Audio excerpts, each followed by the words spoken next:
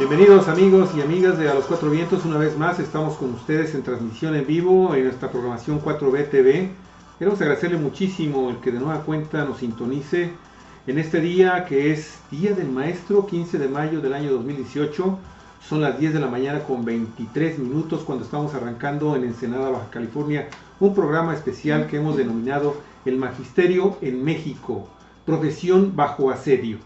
Y van a participar con nosotros las maestras normalistas Silvia Dávila Jiménez, maestra jubilada tras 35 años de labor educativa básica y también dando clases en una universidad privada aquí en la ciudad de Ensenada a nivel de preescolar. Cumplió 40 años como profesora y hoy pues está descansando ya la jubilación. Y por otro lado también pues la maestra Adriana Jean Manuel, 6 años de educación básica, activista social de Ensenada. Bienvenidas sean. Muchísimas gracias por aceptar nuestra invitación. Y bueno, dejo en este momento la conducción en las manos de Olga Alicia Aragón. Usted ya sabe, nuestra coordinadora editorial aquí a Los Cuatro Vientos. Y no se olvide de compartir nuestro programa. Esperamos que sea de su agrado. Olga Alicia. ¿Qué tal amigos? Amigas de Cuatro Vientos, pues muchísimas gracias por estar de nuevo con nosotros ahora en este programa especial con nuestras invitadas maestras, porque queremos conmemorar este día, festejar este Día del Maestro, pues con opiniones importantes, serias, conocedoras de la situación que tienen los trabajadores de la educación.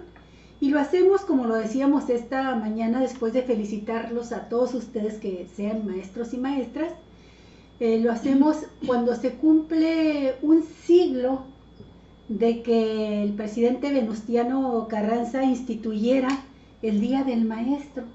Decretó en 1917 el 15 de mayo como el Día del Maestro y se festejó por primera vez en 1918.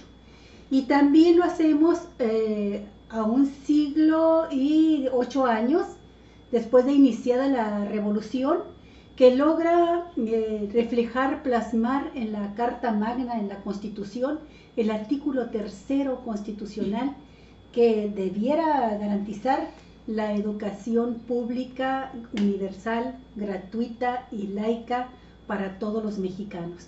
Entonces, a un siglo de estos acontecimientos, ¿cuál es la situación que tienen hoy los maestros mexicanos? De eso queremos hablar con ustedes. Y bueno, pues tiene la palabra. Sabemos que no es fácil y sabemos que el magisterio ha pasado, los maestros en general han pasado a ser de una figura muy respetada, muy querida por la comunidad, a ser objeto de fuertes señalamientos, incluso de linchamientos mediáticos, ¿verdad? En algunos grandes medios de comunicación, y que la situación es difícil, pero ustedes son los quienes tienen la palabra. ¿Quién empieza? A ver, Adriana, a ver. Ok, pues bueno, primero decir que efectivamente partimos de un origen histórico del Día del Maestro, donde el maestro es una figura medular para el desarrollo comunitario y para el desarrollo nacional, ¿no? Después del proceso revolucionario de 1910, que logra más o menos concluir ahí a medias en 1917 con la promulgación de la Constitución con Carranza, que se le adelanta a Villa y Zapata. Se estipula en el artículo 3º la gratuidad y obligatoriedad de la educación hasta el nivel básico. Y la idea de que la educación debe estar separada de cualquier vínculo, cualquier ideología religiosa, ¿no? Entonces, eso es lo primero. Y a partir de entonces, ya escrito en la Constitución, ¿no? en nuestra máxima documento legal, tiene que iniciarse un proceso de alfabetización a nivel nacional, ¿no? Tiene que crearse toda una estructura, toda una serie de instituciones que coadyuven a lograr esta letra constitucional que dice que la educación debe ser laica, gratuita y obligatoria, porque no existía, ¿no? Ya estaba en el texto constitucional, pero ahora hay que empezar, ¿no? A trabajar, a construir las estructuras necesarias para hacer esa letra realidad. Y entonces empieza a generar todo un proceso en el que se empiezan a establecer todo un programa de alfabetización, ¿no? Por ejemplo, en el 29, por ahí así, si no me equivoco, con Plutarco Elías Calles, las escuelas normales regionales, que tienen este objetivo de alfabetizar a estas grandes masas, fundamentalmente el campesinado, las clases populares, que no habían tenido acceso a la educación en los 30 años anteriores a la revolución, durante el porfiriato. Entonces hay una gran tarea que hay que cumplir en el país, ¿no? Educar a la población mexicana privada de este derecho. Y se construyen las normales regionales y más tarde se convierte en esta idea de las misiones culturales y más tarde las escuelas normales rurales, ¿no? Que todavía tenemos algunas en el país. Y bueno, la figura entonces del maestro es una figura muy importante, ¿no? Es la persona que está encargada de este proceso de alfabetización, es la persona que es y crea comunidad en los lugares más alejados del país, en aquellas comunidades donde la pobreza y la miseria es criminal. El maestro tiene esta tarea, ¿no? De contribuir al desarrollo de estos lugares y en ese sentido al desarrollo nacional, y se convierte en una persona, en una figura muy valiosa para el país. Y bueno, paulatinamente va adquiriendo cada vez más relevancia, tanto a nivel social como incluso a nivel político. Vemos que los maestros se convierten en grandes líderes, ¿no? Regionales y nacionales, líderes que están luchando no solamente porque se haga válida la letra constitucional, sino también por mejorar las condiciones de vida de la población olvidada, ¿no? De la población marginada, por efecto de las diferentes políticas que se implementan y que en ese sentido se van convirtiendo en una piedra en el zapato para el Estado mexicano, ¿no? Si pensamos a partir de la década de los 40 con Cárdenas, toda la política cardenista fue centrada en dar este apoyo y esta cobertura a las clases populares, al campesinado, pero una vez que se va Cárdenas y llega Ávila Camacho, hay un giro en la política, en las políticas sociales que se van a estar implementando. Y si bien con Cárdenas, si recordamos, se da el mayor reparto agrario, el mayor apoyo a estos sectores, pero llega Ávila Camacho y cambia esta idea de la lucha de clases por la unidad nacional y además por esta idea de la modernización del país bajo este esquema que fue la sustitución de importaciones, ¿no? Y en ese sentido se deja totalmente rezagado al campo y al campesinado, se retiran los apoyos sociales que se habían dado desde que se promulga la Constitución hasta la década de Cárdenas, y entonces cada vez más vamos a ir viendo rezagado, olvidado al sector rural, a los campesinos, a los indígenas, y en ese sentido el maestro rural, ¿no? De estas escuelas rurales que se fundan en ese lapso de tiempo, se convierte en un eje central para las comunidades, porque va a estar luchando por reivindicar estos derechos de esta población que está siendo olvidada por los diferentes gobiernos de entonces, ¿no? Y entonces se convierte en esta figura molesta, en esta figura incómoda para el Estado mexicano, de tal manera que vamos a tener pues varios maestros, líderes como Lucio Cabañas, como Genaro Vázquez, que van a ser perseguidos y finalmente asesinados por el Estado mexicano. Allí creo yo que empieza esta campaña de tratar de desarticular todo lo que se había construido en base a la labor y a la figura del maestro rural. Maestra Silvia, a mí me gustaría mucho que nos pudieras platicar desde tu punto de vista en qué momento se da esta transformación del maestro de ser un personaje ejemplar, en un líder de las comunidades, en la vanguardia de la sociedad mexicana, y qué papel juega el movimiento de los maestros con el entonces presidente López Mateos. Hay un movimiento muy importante en la década de los 50 en que los maestros salen también a la calle y son reprimidos, y eso se ha olvidado mucho por parte de los historiadores mexicanos, y más cuando se trata de conocer la historia, la evolución del magisterio en nuestro país.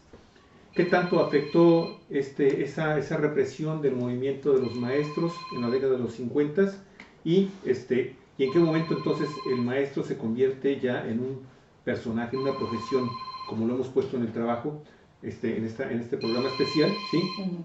El tema de que ya están bajo asedio los maestros en este momento en nuestro país. Bueno, mira, a mí me gustaría comentarles primeramente, antes de entrar en materia en lo que tú me preguntas, Javier, me gustaría comentarles una etapa muy importante sí. En esta historia de liderazgo del maestro, ¿no? Cuando después de la revolución, bueno, el maestro ha estado presente en los movimientos revolucionarios. Hay a Montaño y a los otros que les ayudan a los líderes revolucionarios a hacer los documentos que salen al público, ¿no? Pero cuando ya la revolución y los levantamientos ya van quedando un poco atrás, el país se enfrenta con un pavoroso panorama de analfabetismo.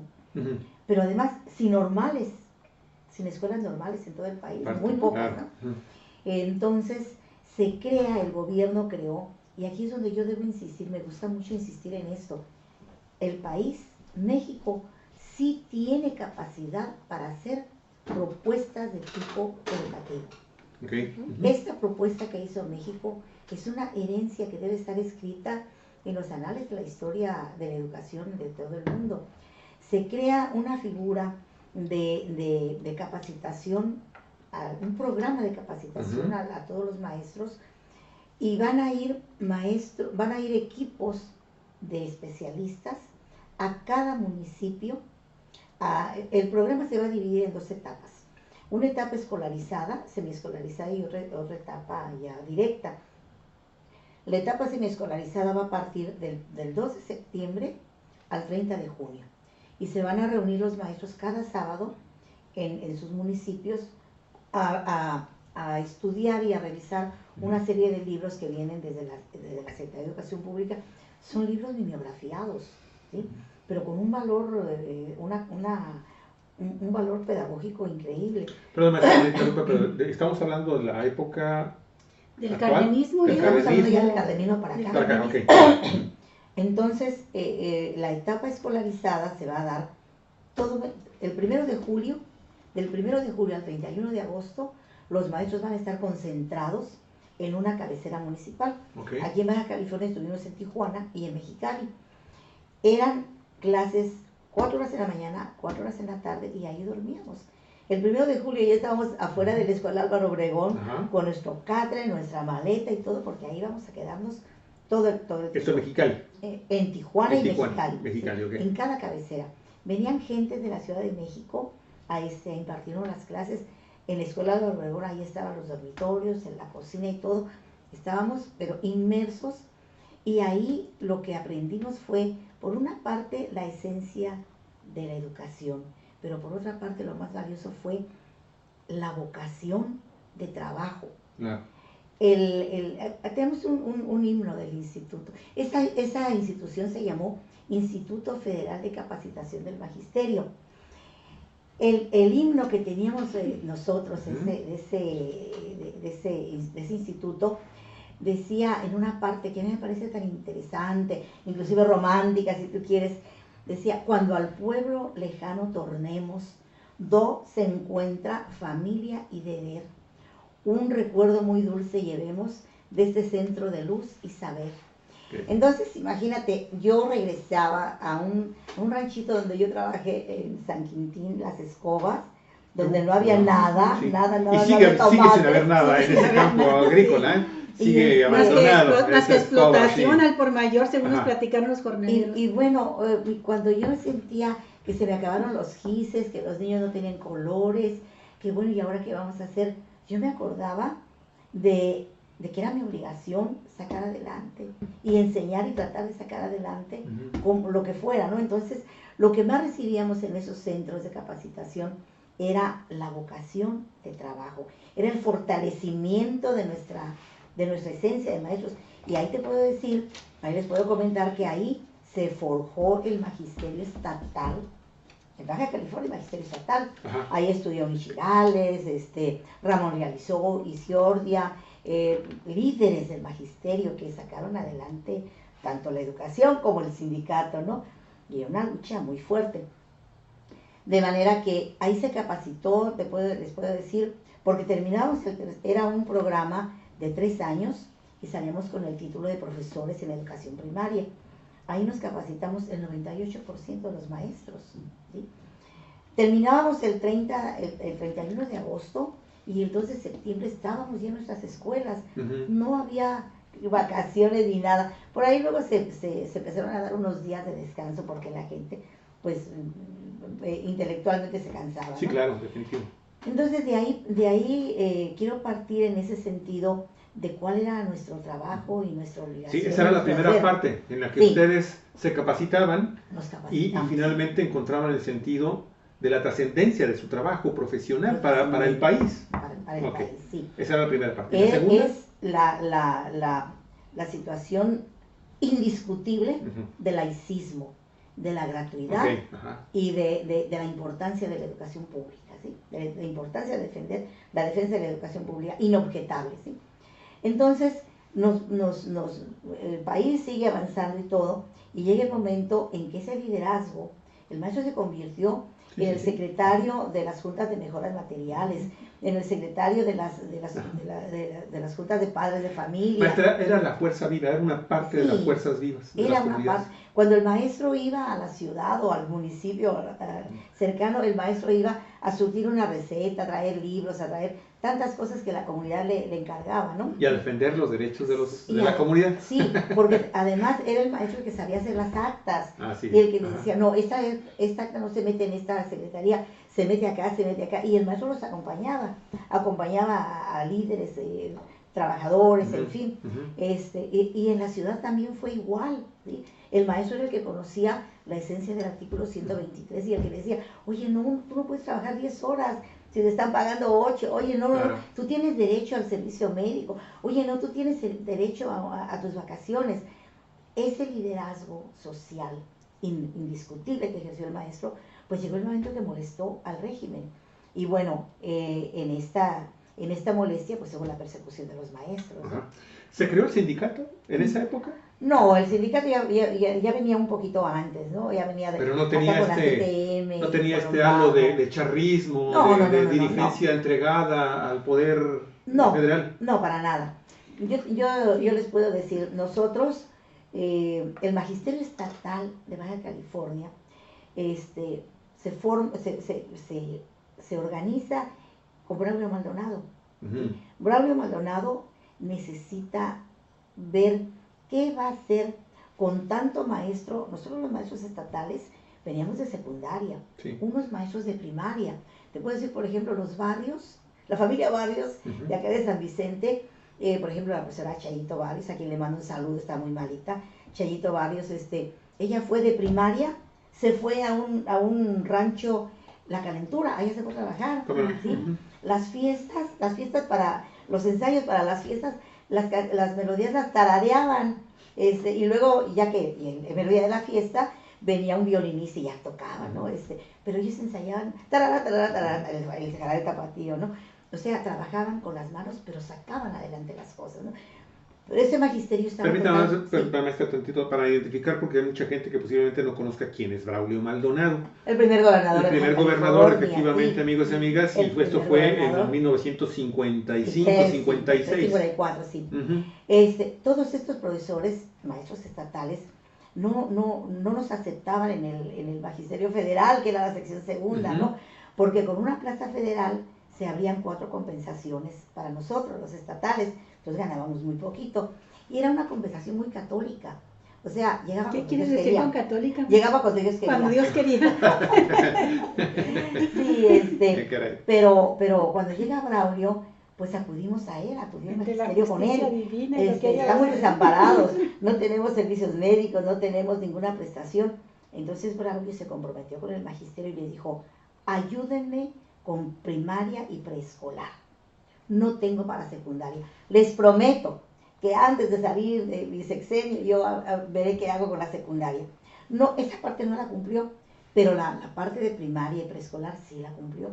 Y entonces, pues nos organizamos en la sección 37, ¿sí?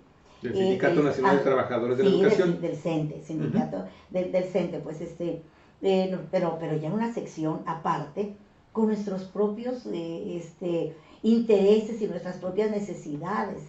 Nuestras propias necesidades. ¿Cuál es nuestra necesidad cultural principal? Obtener el título para tener para poder llegar a la plaza de baile, y para poder servir mejor, pues para aprender cómo servir mejor a los muchachos, a los niños, atender el campo. Nosotros fuimos de los profesores que, bueno, te vas a ir a tal rancho, Sí, ¿cómo no? ¿Y cómo llego? Bueno, mira, te dejan en la carretera y ahí alguien de ejido ahí llegan en un burro, pues, en caballo. Y llegabas a la escuela y no, pues no había escuela. Entonces nosotros fuimos de los que llegamos a construir escuelas y a poner techos y a poner lonas y a poner lo que fuera para poder trabajar, ¿no? En el gobierno de Braulio hubo ese apoyo para poder hacer las escuelas. Bueno, así fuimos empezando a trabajar. ¿En qué momento se convierten en subversivos los maestros? Desde Porque, el principio, pues esta hora la imagen. Desde el principio, así nacimos.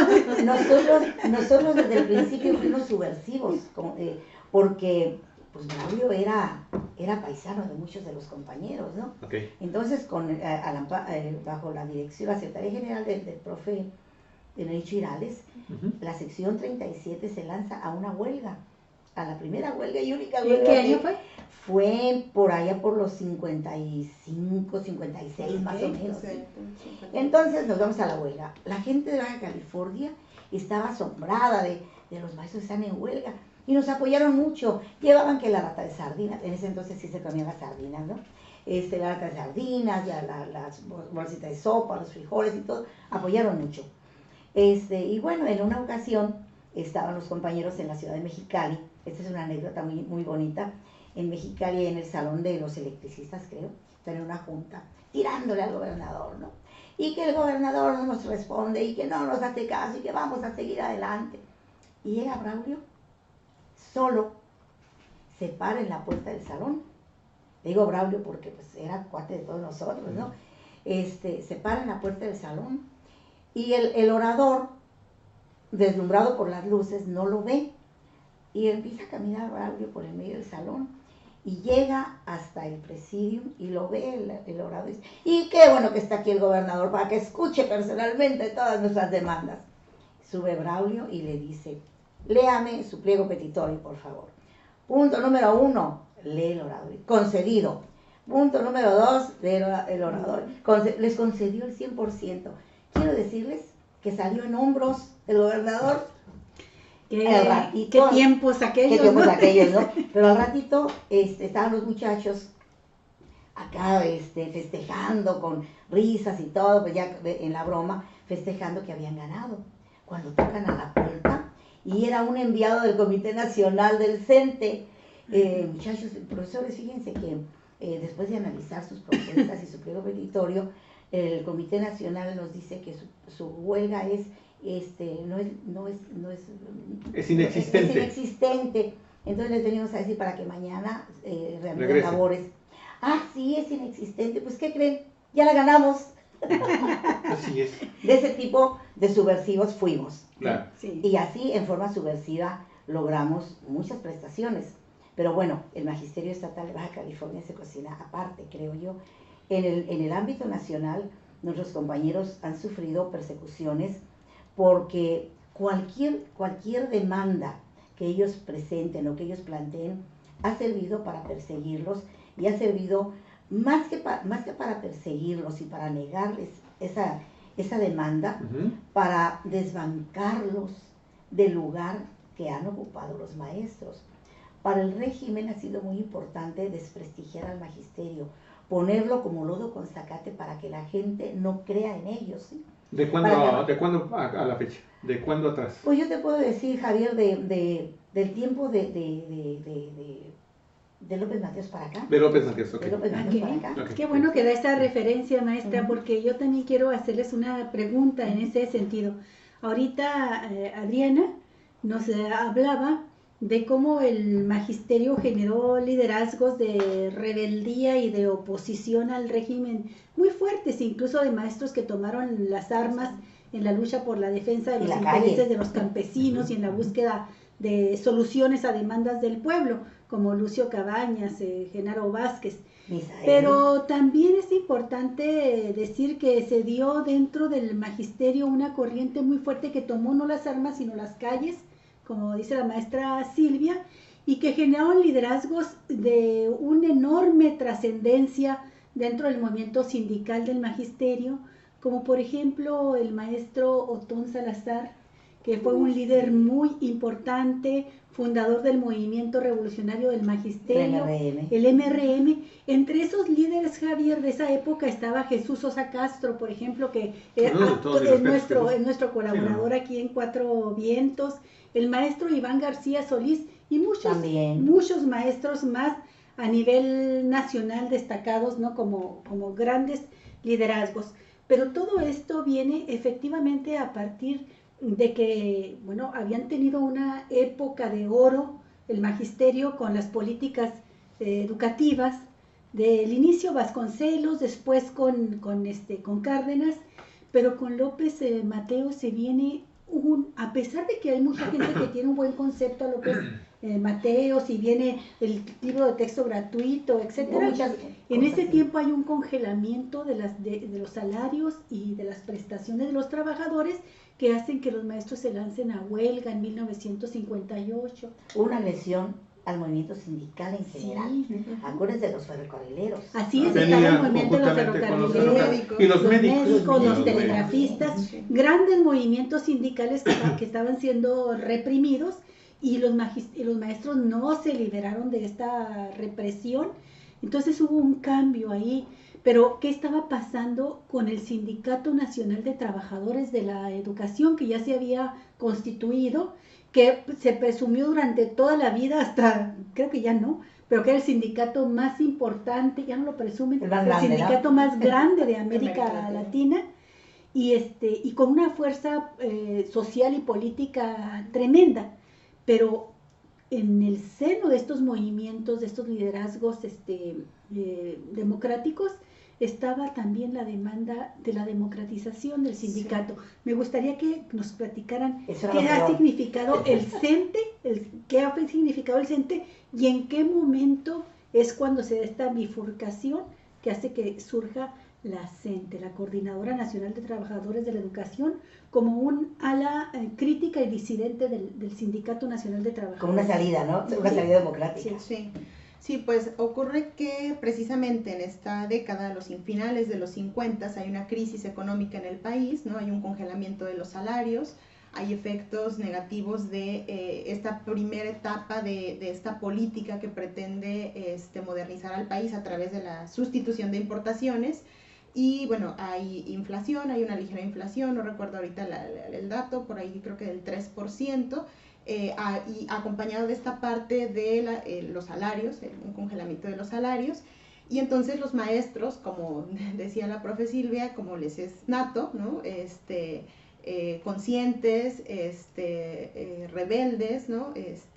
Salen a las calles, toman las calles en exigencia de un aumento salarial, pero en ese contexto, bajo el gobierno de López Mateos, que no nada más se enfrenta el movimiento magisterial, sino también el movimiento médico y el movimiento ferrocarrilero, inicia un proceso de cooptación de la parte de los sindicatos nacionales. A los que les empiezan a llamar los charros. De las dirigencias. Ajá, de las dirigencias, cierto, de las dirigencias de los sindicatos, de tal manera que busca incorporarlos a la estructura institucional del Estado, los corporativiza, para... O sea, les apuestas, pues, y candidaturas. De tal manera que no sean una amenaza, ¿no? Una piedra para el régimen, ¿no? Y entonces, si bien el movimiento magisterial inicia con la demanda de aumento salarial, no años muy tarde, incluso meses, la demanda central va a ser democracia sindical, porque era algo que no se estaba viendo, ¿no? El Estado, bajo el gobierno de López Mateos,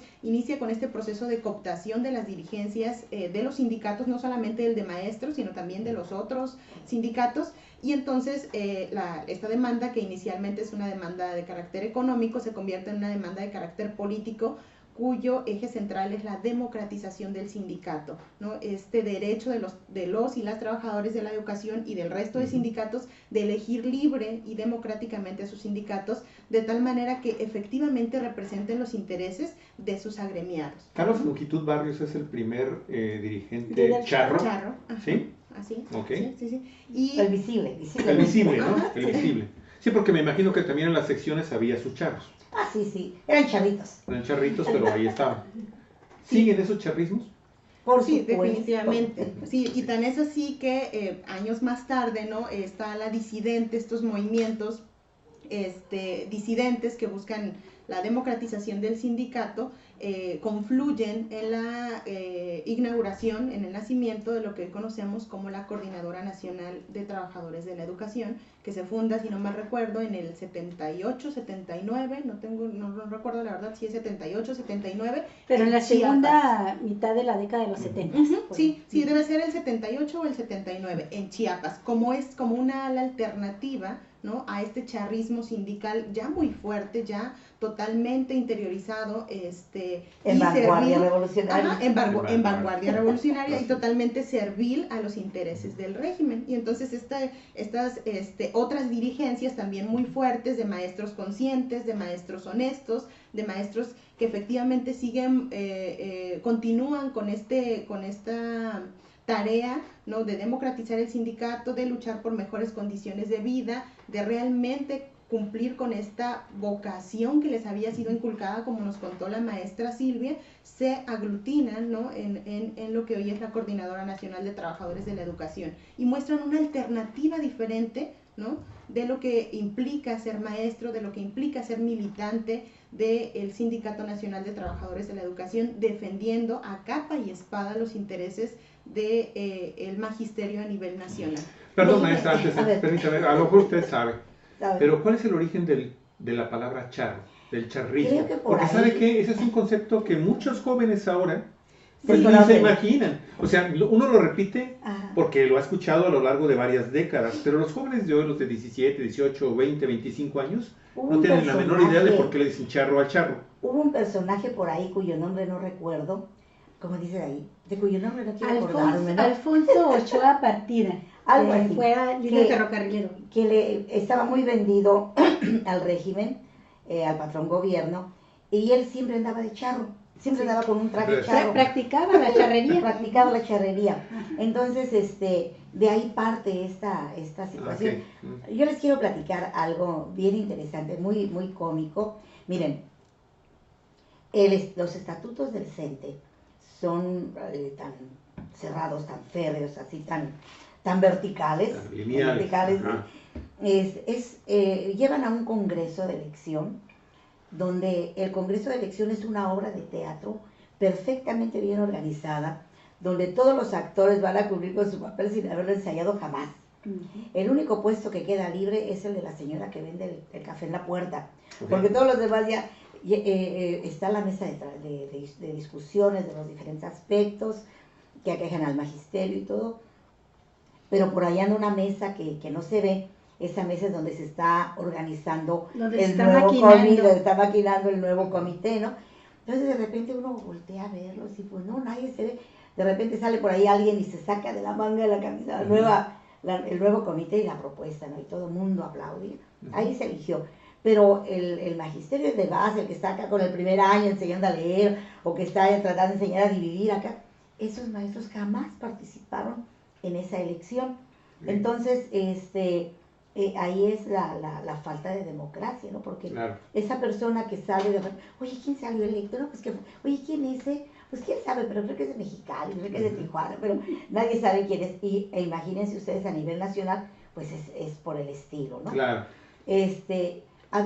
Cuando yo entré a trabajar al magisterio, todavía no existía Vanguardia Revolucionaria, y había por ahí el himno del magisterio, el himno al maestro, un himno muy revolucionario, muy bonito y todo, y pues lo conocíamos, pero nadie lo cantaba, ¿no? Pero cuando imponen ahí a Vanguardia Revolucionaria, a mí me daba mucha risa. Yo de alguna manera, algunas veces me colé como delegada efectiva a los congresos, ¿no? Y yo a propósito me quedaba sentada viéndolos, algo ridículo, absurdo, porque los maestros delegados efectivos al congreso se ponían de pie, se ponían la mano derecha en el corazón y empezaban a cantar el himno a vanguardia. Y luego yo les decía, les hacía en el ensayo, oye, ¿y por qué te paras? Oye, ¿por qué cantas eso? Pues prácticamente riéndome de una situación tan absurda, ¿no? Pero esa situación de vanguardia fue para cooptar tratar de darle un giro disque democrático. Mira, aquí en esta a la disidencia de entonces. Sí, a la disidencia, Sí, pero de hecho, no había nada. De hecho, Vanguardia Revolucionaria surge en respuesta al MRM, ¿verdad? Que era el de los maestros democráticos. Por ahí tengo un librito Sí. que escribió Carlos Jongitud, donde habla, sí, efectivamente, él dice, Vanguardia es esto, y el MRM es esto, así poniéndolo Sí. muy por Despectivo. en forma muy despectiva, ¿no? Pero entonces la coordinadora surge como la real salida democrática del magisterio para hacerle frente, pues no tanto al chavismo, sino para lograr sacar adelante las demandas del magisterio. Inclusive, pudiendo consolidarse como otro sindicato, la coordinadora dice, no, vamos a democratizar al magisterio. Y ahí se nos han ido los años, ¿no? Los años han ido así. Democratizar al magisterio es prácticamente... Maestras, me gustaría sí. mucho que pudiéramos comenzar a entrar adentrarnos, acercándonos al tema de la reforma educativa. Ya la situación que tienen ahorita los maestros, a mí me interesa mucho eso. Mira, claro. Yo quisiera preguntarle en este caso a Adriana, por su participación muy directa y cercana, sus vínculos con gente de la coordinadora. Primero, si me da el chance, ubicar un poquito lo del charrismo sindical, ¿sí? Porque creo que la coordinadora surge precisamente de eso, de una respuesta al charrismo sindical. Una salida.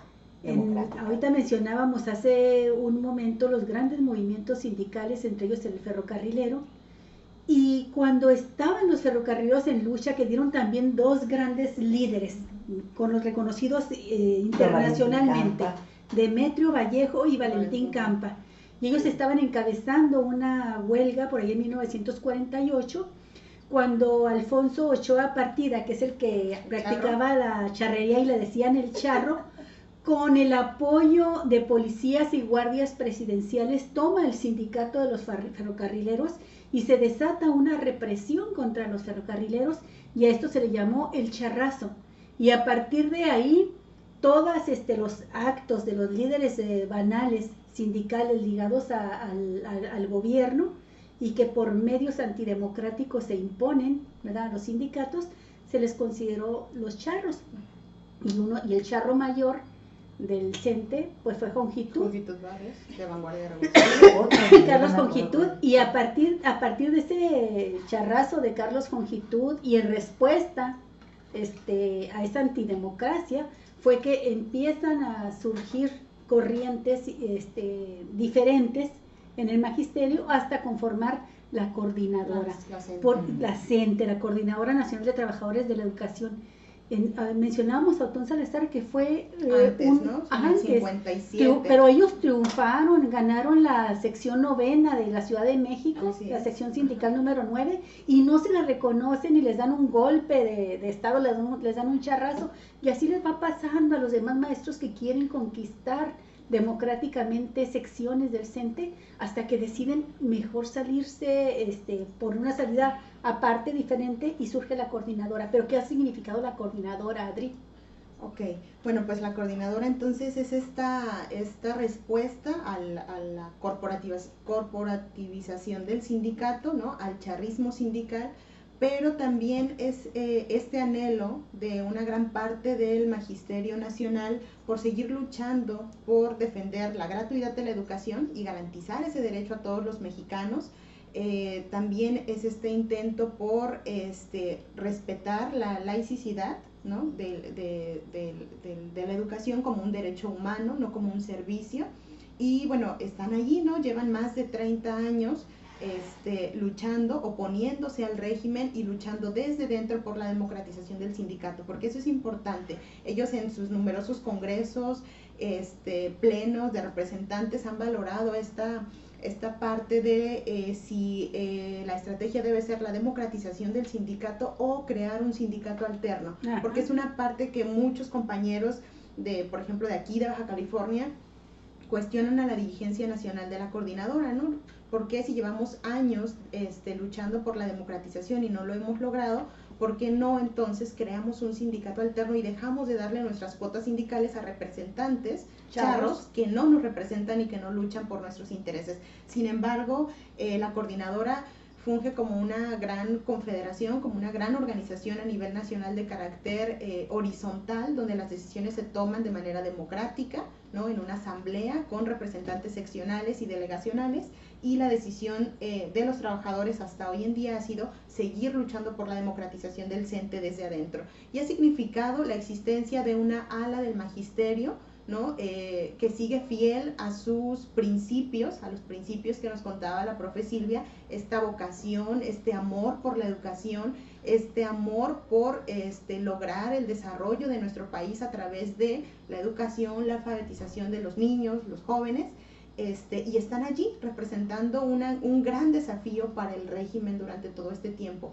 Y tan es así que, bueno, han sufrido uno y otro embate del régimen desde entonces, ¿no? Desde que luchan contra Jungitud Barrios, luego contra el Bester Gordillo, siguen, ¿no? En pie de lucha a pesar de uno y otro golpe que el Estado mexicano, que el Estado mexicano ha dado a la coordinadora. Entonces la coordinadora es ese ejemplo de que se puede, ¿no? Ser democrático incluso en una estructura totalmente diseñada para ser antidemocrática, de que se pueden ganar y defender derechos laborales de los trabajadores, ¿no? A través de un ejercicio diferente de la toma de decisiones.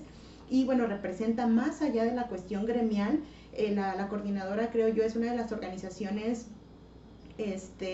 sindicales, organizaciones sociales más viejas y más combativas del país, y es esa que ha puesto en jaque al Estado mexicano, ¿no? Que lo ha cuestionado, que lo ha hecho titubear. Lo veíamos hace un año, hace 2 años con la jornada de lucha de la CENTE, donde prácticamente el Estado mexicano no tuvo opción y se tuvo que sentar a negociar con los líderes de las diferentes secciones de la CENTE, ¿no? Donde veíamos estas mesas de negociación con los representantes de la sección 22 en Oaxaca, la sección 9 en la Ciudad de México, la sección 17 en Michoacán, la sección, que no recuerdo cuál es, la de Chiapas, ¿no? Entonces la coordinadora es esa fuerza, ¿no? Es ese brazo democrático, consciente de los trabajadores de la educación que no han dado marcha atrás y que siguen fieles a esos principios de democracia, de gratuidad de la educación, de que podemos construir una manera diferente de educar y de enseñar en el país, ¿no? Porque además de esta parte política han construido también un proyecto alternativo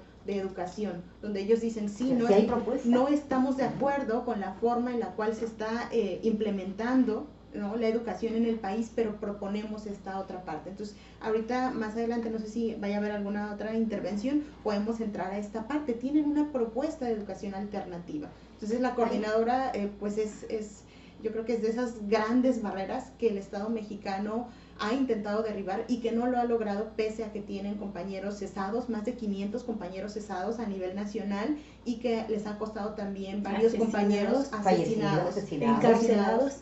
Sí. Hay una cuestión en la que a mí me gustaría insistir, que a lo mejor no se ve muy claro, no se ve hacia la primera, ¿no? Cuando un líder se vende al patrón, su escala de valores interna se devalúa, y eso aflora. El patrón jamás lo va a respetar, ni sus representados tampoco lo van a respetar. ¿Quién respeta a Juan Díaz de la Torre, por ejemplo? ¿O quién le tiene respeto a un Carlos Conguitud o a otros de esos chavos que han vendido al magisterio, ¿no? En cambio, bueno, les ha costado la vida y les ha costado años de cárcel y todo, pero bueno, la figura de Otón Salazar, la figura de otros compañeros, la figura inclusive de Misael Núñez Acosta y de los otros compañeros que han fallecido, son figuras totalmente respetables, ¿sí? Entonces, probablemente ellos, cuando tienen una diputación o una senaduría o una regiduría y eso, probablemente no lo ven, los líderes charros, ¿no? Pues están ganando un sueldazo, pero yo creo que es un honor ser dirigente magisterial, pero un dirigente de derecho, ¿no? Sí, un dirigente honesto. El dineral que hizo el Bester Gordillo, ¿no? Y el objeto de venganzas también que fue por parte del régimen. La situación de hoy del magisterio es muy triste. Los salarios son bajos. Hubo un tiempo en que los maestros tenían una forma de vida, pues no eran ricos, pero tenían prestaciones, les sacaban préstamo a través del sindicato para comprar su carro, para comprar su casa, a intereses no estaba especiales, proletarizado. ¿no? Intereses, no me acuerdo cuál era la forma en que les denominaban, pero eran intereses más bajos de los que cobraba la banca. Y luego tenían muchos apoyos gremiales, aparte del prestigio social. Hoy en día el maestro ha sido muy desprestigiado con campañas muy intensas, muy dirigidas a través de grandes medios, y también muy empobrecido su salario, a grado tal de que ahorita tenemos una gran cantidad de maestros que ni siquiera les pagan su trabajo. Muchos de ellos se pasan la vida cubriendo interinatos, ¿verdad? Y sin plazas, sin prestaciones, y muchos de ellos llegan ya, como está ahorita el caso de Baja California y otras regiones del país, a la edad de jubilarse, con derecho a jubilarse, y ahí los tienen todavía esperando. Sin cumplir. ¿Cuál es la situación que tiene? ¿Tú conoces algún panorama, por ejemplo, Baja California en este sentido? Sí, Baja California, yo creo que, como dice la profe Silvia al principio, se cuece aparte, ¿no? Pero yo creo que hay que ubicarlo en el contexto de la implementación de la reforma educativa 2013, el sexenio de Enrique Peña Nieto, y la principal del paquete de reformas estructurales que este señor implementa en contubernio con todos los partidos políticos prácticamente aglutinados en el llamado Pacto por México, donde firman y aceptan este paquete de reformas estructurales que sabemos son recomendaciones de organismos internacionales como el Fondo Monetario Internacional, como el Banco Mundial, en el caso de la reforma educativa, como la OCDE, que plantean esta idea de que es necesario transformar la educación y mejorar su calidad como si fuera un producto, ¿no? Como si fuera un producto que se compra y que se vende, para como el mecanismo, la estrategia para sacar a México de la situación en la que se encuentra. Y venden y digo venden porque a mí no me la venden y yo creo que a ustedes tampoco, venden una falsa idea de que esto que Peña Nieto llamó la reforma educativa, y Aurelio Nuño y todos los integrantes del Pacto por México, también muy tomados de la mano del grupo Mexicanos Primero, venden esta idea de que México va a convertirse en un país casi tipo Finlandia, ¿no? Si se firma y se implementa una reforma educativa que nada tiene de educativo, ¿no? Y entonces a partir de 2013 se hace la firma con el Pacto por México, y se empieza todo un proceso de desarticulación de lo que durante décadas el magisterio consciente, honesto y combativo, aglutinado primero en el MRM con Otón Salazar y más tarde en la Coordinadora Nacional de Trabajadores de la Educación, habían construido, ¿no? Y entonces la reforma educativa viene a descabezar, ¿no? Viene a desarticular una serie de derechos ganados, ¿no? A través de la lucha, a través de la protesta, a través del trabajo por nuestros compañeros maestros, ¿no? Y entonces con la reforma educativa se implementa, se crean el servicio profesional docente, ¿no? Que es un proceso, es una institución encargada de evaluar, entre comillas, muy entre comillas, evaluar el desempeño de los maestros con un examen también estandarizado. Se le otorga autonomía al INE, Instituto Nacional para la Evaluación de la Educación, y a partir de entonces, bueno, eliminan derechos históricamente ganados por el magisterio, por ejemplo, el derecho a la plaza base, ¿no? Entonces, esta cuestión de los interinatos hay que ubicarla en el contexto de la implementación y los primeros efectos de esta reforma educativa, que no es educativa, sino que es laboral. Laboral, efectivamente. Entonces, bueno, se implementa la reforma, se inicia este proceso para desarticular, ¿no? al magisterio, porque realmente lo que se pretende con esta idea de la evaluación, que no es una evaluación sino una calificación burda a través de un examen de rellenar bolitas, se desarticula el magisterio, y lo que se pretende es quitarle, ¿no? Poder, quitar margen de acción al sindicato, como decíamos, más grande de América Latina, con una ala, ¿no?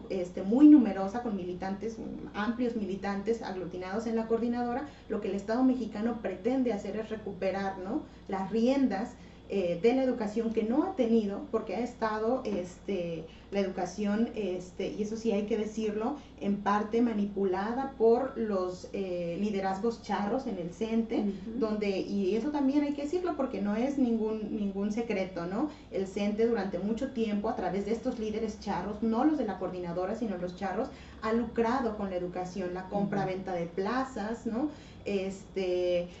Muchos ahí la herencia de plazas, muchos maestros aguadores que están en nómina y que no trabajan, eso hay que decirlo. Aviadores, y entonces el Estado dice, lo que queremos hacer es recuperar el control de la educación. La rectoría de la educación, que en estricto sentido le corresponde al Estado.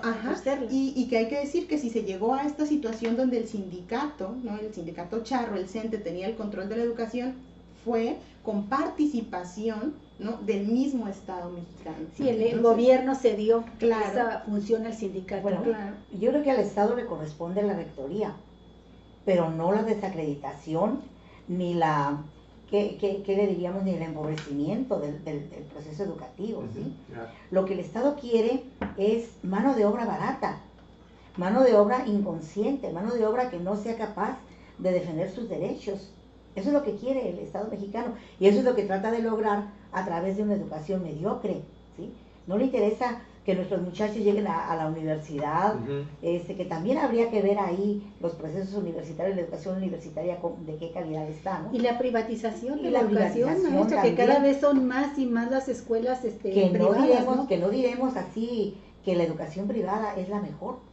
Tampoco, ¿no? Claro. Porque ellos también tienen que cumplir parámetros que ya son de tipo obligatorio. Claro. Yo creo que aquí la cuestión va en dos vías. Por una parte, hacer mediocre la formación de los jóvenes y de los niños, pero por otra parte, ir en contra de los derechos de los maestros, ¿sí? Esto es sumamente grave porque, bueno, aquí va la cuestión del salario. A mí me da mucha pena. Un comentario que una vez me hizo una maestra, dijo, ¿sabes qué? Tengo ganas de ir al mercado y como antes poder llenar el carrito de comida. ¿Y qué haces entonces? No, pues yo voy y compro nada más lo que necesito, lo del día, vivo al día. Así es. Sí, eso es muy triste. Miren, nadie puede trabajar así bien cuando tiene la espada del despido sobre su cabeza. Si un maestro no tiene la seguridad en el empleo, no le puede poner ganas al asunto. No es porque no quiera, sino porque está pensando, bueno, si me despiden de aquí, ¿dónde voy a caer? ¿Qué voy a hacer? Tengo hijos, tengo casa, tengo esto, tengo aquello. ¿Qué voy a hacer si pierdo mi trabajo? ¿Sí? No, nunca nos hemos negado los maestros. Yo por eso les hablé de aquella propuesta donde nos íbamos a capacitar. Nunca nos hemos negado a la capacitación. Nunca nos hemos negado a recibir los cursos. Nunca nos hemos negado a recibir gente que venga y nos enseñe realmente. A lo que nos negamos es a perder el tiempo y a lo que nos vamos a negar siempre es a no defendernos como trabajadores.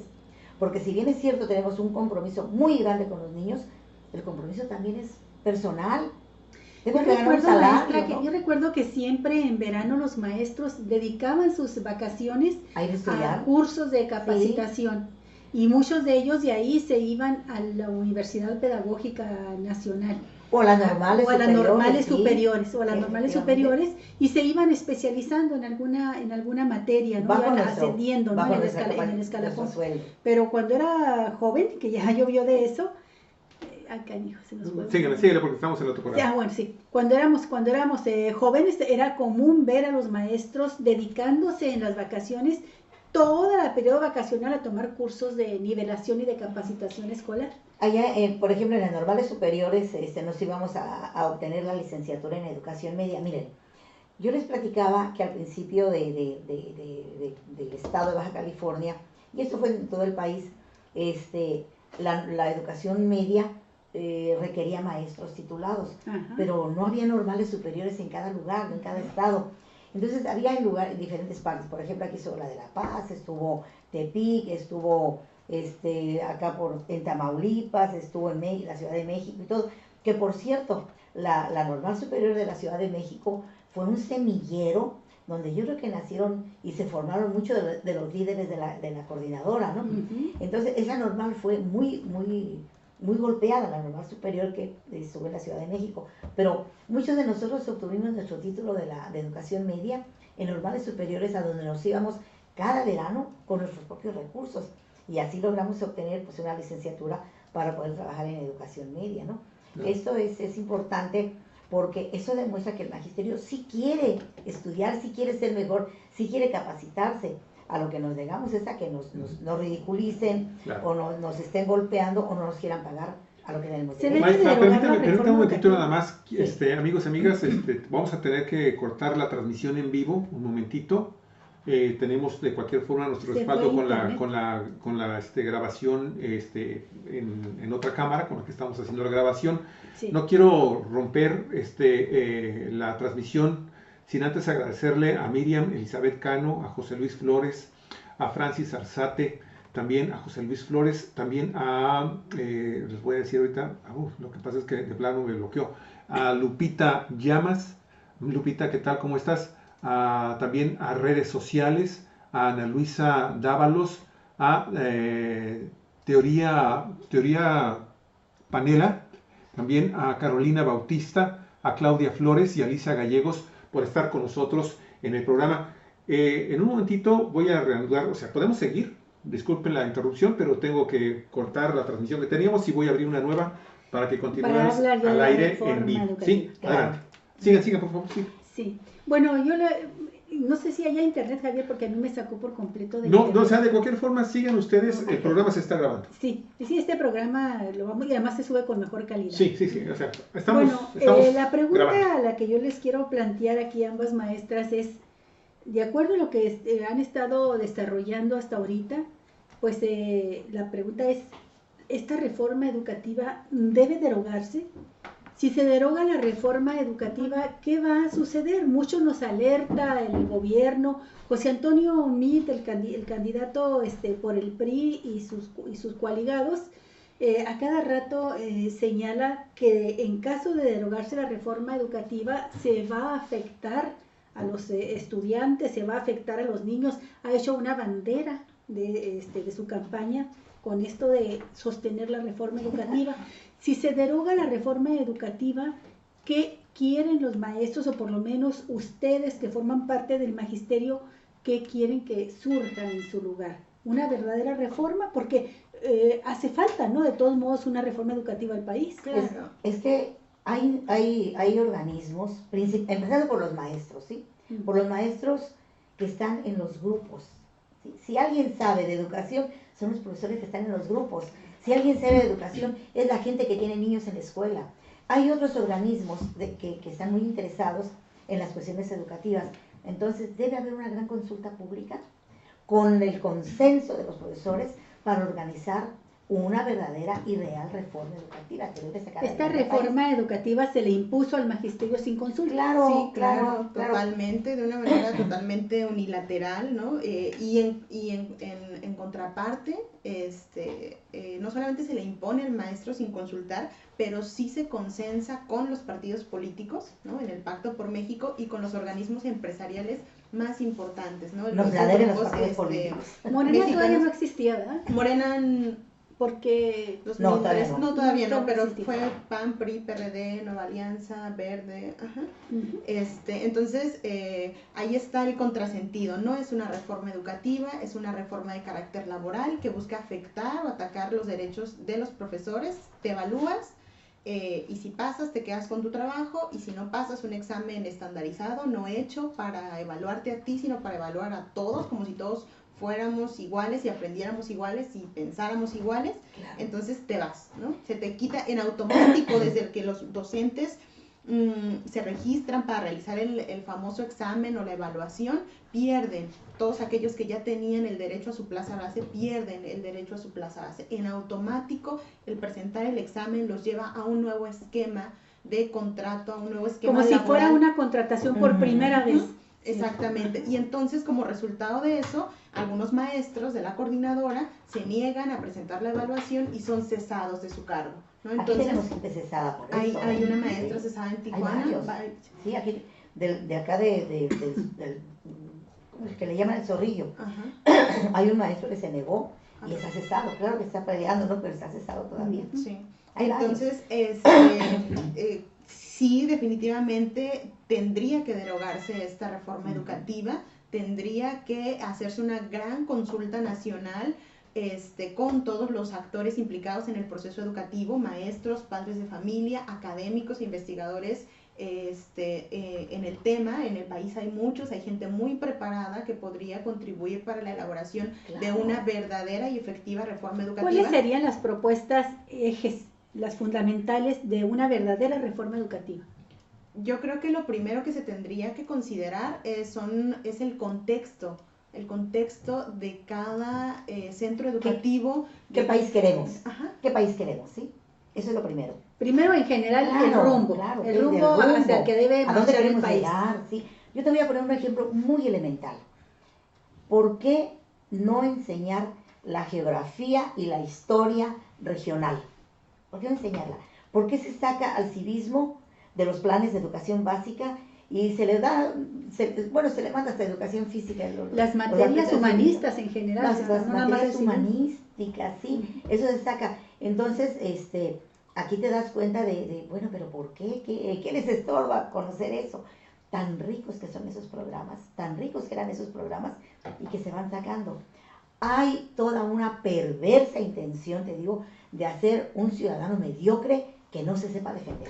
Y es que el estudiante que no conozca su geografía, las riquezas de su territorio y la historia, su papel en la sociedad, y la historia ¿sí? de su demarcación, de su terruño, pues difícilmente va a saber defender sus intereses, ¿no? Claro. Y los intereses de su colonia, de su familia, de su país, ¿no? Claro. Entonces, primero que nada, el rumbo del país, y tú marcabas, y el contexto. Y el también, contexto, para mí es muy importante esta parte de la cuestión regional o local. Sí. Porque en Baja California no existen las mismas condiciones culturales, históricas de Yucatán, ¿no? De Yucatán, ¿no? O de la Ciudad de México. Entonces, para mí es muy importante que se consideren estas diferencias de cada lugar, de cada pequeño rincón de nuestro México. Incluso en un estado existen grandes diferencias, claro. No es lo mismo Tijuana o Mexicali que el Zorrillo o el sur, ¿no? Y las necesidades de los estudiantes no son las mismas, ¿no? Aquí, por ejemplo, habría que incorporar la cuestión de la línea fronteriza, ¿no?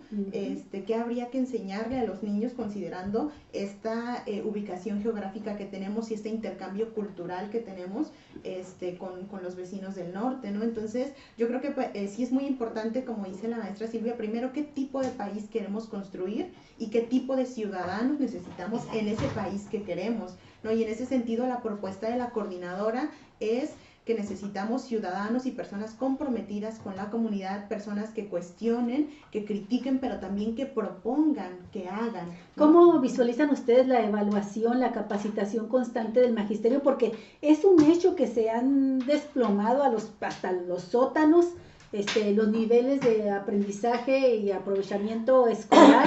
Mira, es vergonzoso el nivel que ocupa México en cuanto a asimilación de matemáticas, lenguaje, español. Es que mira, yo creo que lo primero que debe hacerse es la revisión de los programas de la normal, ¿sí? Y la revisión de quienes ingresan a las normales. Si ingresa un estudiante, además porque de segurito a la salida va a tener una plaza, no. Aquí vamos a ver la vocación que tienen quienes van a ingresar a normales. Entonces, lo primero que se debe revisar son los planes de las normales. Claro. ¿Sí? Y de ahí parte, pues todo no son enchiladas, No son enchiladas, es algo muy importante, pero que sí se puede hacer y se debe hacer. Sí, que yo creo que es algo que no se hace, ¿no? Ahora con esta idea de la mal llamada reforma educativa, no se toca un ápice de los planes y programas de estudio. Seguimos educando con planes y programas viejos, con libros de texto obsoletos y mal hechos, además, con faltas de ortografía. No llegan los libros de textos para el total de los alumnos, ¿no?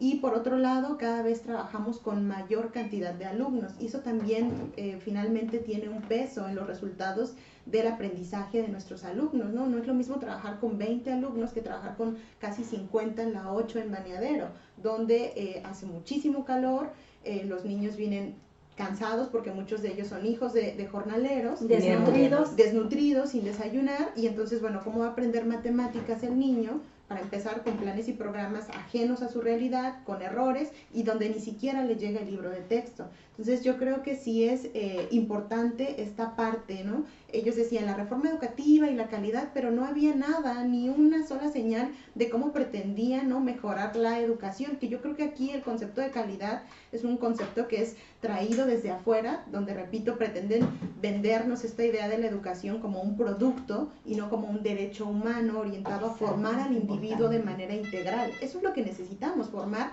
seres pensantes, ¿no?, seres completos, integrales, con una educación humanista, con bases sobre quiénes son y dónde nacen, científica, esa es la otra parte, y nos venden la educación como un producto, que el niño o el alumno sepa hacer, ¿no?, que sepa sumar, que sepa que 2 más 2 es 4, pero que no sepa cuál es el resultado de esta operación matemática. Entonces ellos quieren robots, mano de obra barata, y nosotros decimos que necesitamos, ¿no?, que nuestros niños y nuestros jóvenes sepan hacer, ¿no?, que sepan, que sirvan, que sean útiles a la comunidad, que cuando terminen su educación salgan a la comunidad y aporten al desarrollo de la comunidad y en ese sentido al desarrollo del país. Entonces, creo que es muy importante. Hace algunos años, cuando empezaba este debate de la reforma educativa, decía, bueno, pero es que hay maestros que efectivamente están reprobando los exámenes. Bueno, primero, es un examen estandarizado, no diseñado para nosotros. Y segundo, entonces habría que preguntarnos ¿por qué están reprobando los compañeros maestros? ¿Quién los está formando? Adri, pero también a mí me sorprende, mira, yo he conocido casos de maestros que, híjole, andan por los suelos realmente, no saben ni la O por lo redondo, que están dando clases en bachillerato. Conozco una de Chihuahua que da clases de redacción y un día escribió Zeus y la escribió con C y la Z al final. Y da clases de redacción en un bachillerato. Y la otra vez la escuché jactándose de que había pasado los exámenes y la evaluación, ¿no? Sí. Entonces también se está dando eso. Digo, ¿cómo es posible que estos maestros pasen la evaluación? Yo en un momento dado, cuando supe de la evaluación, dije, qué bueno que se van a deshacer de todos esos maestros chafas, ¿no? No, pero ahí están pasando las evaluaciones. Yo te puedo asegurar que ese caso que pones de esa maestra que escribió así, no lo encontrabas en un maestro que salía del plan de 3 años y que tenía el título de profesor, modestamente profesor de educación primaria. Así es. Y ahora, no tiene un posgrado de acá y allá. A ver, ¿dónde salieron, no? Sí. Esto te da la idea. Sí, este era el colegio de bachilleres número 1 de por allá de Chihuahua, pero es cierto, se menciona con mucha frecuencia que los planes escolares y los niveles con que salían antes los estudiantes eran muy superiores. Ya en segundo, tercero de primaria, ya empezaban a ser muy superiores a los que se tienen ahora concluida la primaria o la secundaria. Sí, ¿no? yo insistiría en una cuestión. Esta reforma debe llevar el compromiso social, el compromiso de la sociedad, llámese padres de familia, llámese clubes sociales, llámese lo que sea. Y yo insistiría en una cuestión, el aspecto científico de la educación debe ser respaldado por el laicismo. No podemos despedirnos todavía. Que Dios te bendiga, compañero. No, por favor, no. La cuestión religiosa debe ser una cuestión interna. Personal. Debe estar totalmente alejada de la educación. Así totalmente. Porque entonces no estamos hablando de ciencia. Tenemos 1 hora con 5 minutos de programa. Les agradeceríamos mucho si pudiéramos llegar a conclusiones si es que se puede llegar a una conclusión a un tema tan importantísimo, tan trascendente. Tuvimos problemas, amigos y amigas, ya los superamos afortunadamente, pero cuando menos para despedirnos en vivo. Sus comentarios finales, por favor. Sus conclusiones. ¿Sí? Ya después de todo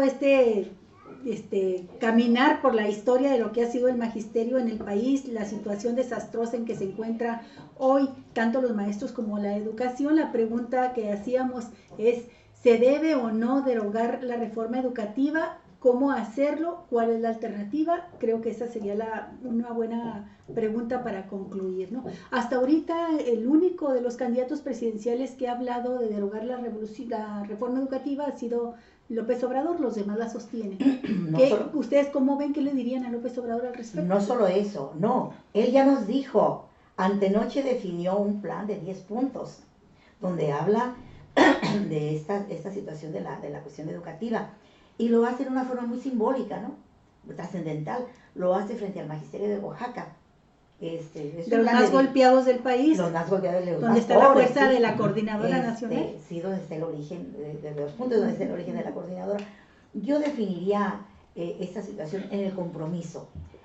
Inclusive, miren, voy a decirlo, yo felicito a mis compañeros maestros este día, en el día 15, y les digo a todos estos compañeros maestros, no por ser jubilados hemos perdido el compromiso. Ese compromiso con el que nacimos, con el que nos formamos, ese compromiso que nos llevó a recibir un beso al despedirnos de cada niño al salir de clases, ese compromiso que nos llevó a recibir cartitas de nuestros alumnos, a recibir felicitaciones, ese compromiso que va más allá del salario. El compromiso educativo lo tenemos y yo creo en los maestros. Yo creo en que esta situación formativa de los maestros nos va a sacar adelante. Es un compromiso y se acaba con la vida. Ahí, hasta el último momento habremos de luchar por tener una mejor educación. ¿Por qué? Porque amamos este país y amamos a los niños y amamos la educación y no estamos en contra de la capacitación y de seguirnos preparando, ¿sí? Yo en ese sentido me dirijo a mis compañeros y lo resumiría en dos cosas. La seguridad, que aquí va lo laboral, la seguridad, no podemos renunciar a eso, ¿no? La seguridad y el compromiso. Lo defino en estas dos palabras. Muy bien. La seguridad social. Muchas gracias, laboral. maestra Silvia Dávila Jiménez, muy amable por tus comentarios y tu participación. Gracias. Adelante, Adrilu. Sí, yo creo que entonces definitivamente tiene que derogarse la reforma educativa, Así tiene que iniciarse un proceso de consulta pública general sobre qué debe contener la educación que queremos. ¿Quiénes deben ser consultados, Adri? Los maestros, fundamentalmente, ¿no? Porque somos los que estamos en contacto directo con los procesos de enseñanza-aprendizaje, pero también deberá incluirse a los padres de familia, incluso a los mismos educandos, a los mismos jóvenes, niños, y sobre todo también a esta parte de los compañeros académicos, ¿no? Que tienen ahí ya un camino recorrido en cuanto a cómo debe ser la educación que necesitamos los mexicanos. Investigadores de los diferentes institutos de investigación del país, ahí están compañeros del Colegio de México, compañeros de la UNAM, ¿no? Que podrían hacer su aporte. Y esta parte de los niños es muy importante. A veces olvidamos o nos han hecho pensar que los niños no saben qué quieren, que los niños son entes pasivos que reciben información y la almacenan, y no es cierto. Hace algunos días, platicando precisamente con compañeros de la coordinadora, hacían un ejercicio muy interesante que habíamos planteado aquí la maestra Silvia hacer y que por cuestiones de tiempo ya no hicimos, pero que seguramente tendremos por ahí tiempo de hacer en las escuelas, de hacer estos ejercicios, de incluir a los niños en conversatorios, en mesas de reflexión donde les preguntemos a ellos qué es lo que para ellos es importante, ¿no? Y en ese sentido, pues yo creo que deben incluirse, son un elemento central en esto que debiera llamarse una verdadera reforma educativa. Y que, repito, la coordinadora ya tiene ahí un camino avanzado, ya hizo de hecho toda un proyecto de educación alternativa que fue presentada ya ante el Congreso de la Unión. Presentaron una iniciativa de ley y que sabemos, bueno, está estancada porque al Estado mexicano, en el régimen actual, al gobierno actual, pues no le interesa, ¿no? No le interesa una verdadera reforma educativa, pero ya ahí hay una base que creo que pudiera tomarse, pero definitivamente es necesaria una nueva reforma educativa, derogar. Alguien decía por ahí, bueno, es que hay puntos buenos de esta reforma educativa como la evaluación, porque lo necesitamos. Yo creo que una evaluación, eso para empezar no es una evaluación, y no podemos partir de que queremos mejorar la educación del país condicionando al profesorado al despido y teniéndolo en condiciones laborales precarias. Entonces, en ese sentido creo que debe privilegiarse, ¿no? Como dice la maestra, la seguridad, ¿no? El que todos los profesores y profesoras tengan un trabajo digno, y a partir de allí empezar a construir seguro. Y a partir de allí poder empezar a construir, bueno, una educación diferente y en consecuencia un México diferente, con un salario para los maestros, ¿no? Ya no tocamos el punto de los interinos, pero compañeros maestros que tienen 2 años y medio sin recibir sueldo, compañeros que jamás se les da la plaza base y que siguen cubriendo interinatos, ¿no? Y las pensiones y jubilaciones también. Pensiones, jubilaciones, los maestros que hoy en la mañana lo leímamos, 1.500 maestros que están trabajando con niños que tienen dificultades, discapacidades, no los han pagado desde enero. Sí. Bueno, pues muchísimas gracias, amigos, amigas, muy amable. Olga Alicia, ¿algún comentario final que quieras hacer? Nada más agradecerles a nuestros amigos de Cuatro Vientos, de esta comunidad que nos escucha día con día, pues la atención que tuvieron para este programa, que veo que algunos se volvieron a conectar, y una disculpa, no fue no fue voluntario, un error ¿no? técnico. Un error de aquí Ahí de con internet. el modem. Así es. Ahora nos falló el modem. Así es. Entonces, pero el programa se queda grabado íntegramente y lo vamos a subir a YouTube, ya con mejor calidad y para compartirlo pues de mejor manera, ¿no? Sí, lo más importante, amigos, casi 10, 12 minutos que perdimos en transmisión en vivo están incluidos en el video que vamos a subir en un momento más por la tarde, noche del mismo día de hoy. Amigos, muchas gracias. Sled Sack también por haberte de nueva cuenta compartido con nosotros. Shashanka Fierro, muchas gracias. Un saludo ahí para la compañera que está pasando situaciones difíciles con el compañero León Fierro, preso político del gobierno de Baja California. Shashanka Fierro es familiar, es hermana de León, entonces ahí un saludo, estamos pendientes claro, de las actividades que se generan. También es maestro, León. Y Shashanka también es maestra. También felicidades en este día. Y a seguir mucha fuerza, y ten por seguro, Shashanka, que estamos aquí del corazón como medio de comunicación comprometidos, responsable y socialmente con ustedes también allá, con toda la gente que está pasando en Mexicali, con el tema de León, del agua, Constellation, en fin, las megadeudas. Francisco Vega, usted ya sabe. Es que se nos juntan las causas. Así es. Corporativo Jurídico Medinas, licenciados, muchísimas gracias. Les recomendamos el programa completo por ahí de las 6, 7 de la tarde. Por ahí ya vamos a subirlo y eso va a estar en YouTube en mejor calidad y completo el programa. David Álvarez, muchas gracias también, David, muy amable por tu saludo. Y Shashanka dice, gracias, al contrario, gracias a ti por estar con nosotros. Amigos, pues terminamos con esto nuestro programa del día de hoy especial de el Día del Maestro. El magisterio, los maestros, pues están bajo asedio, y pues lo que se acaba de decir aquí precisamente es eso, lo resume así: maestros, una profesión bajo asedio en este México moderno. Que la pasen muy bien, y pues mañana nuestra transmisión normal, esperemos que a partir de las 9 de la mañana en adelante tendremos nuestro programa en vivo, nuestro noticiario. Muchas gracias, que tenga muy buena tarde, que descanse y buen provecho. Hasta luego, y nos vamos con música como siempre lo hacemos. Pásela muy bien, ¿eh? Vamos.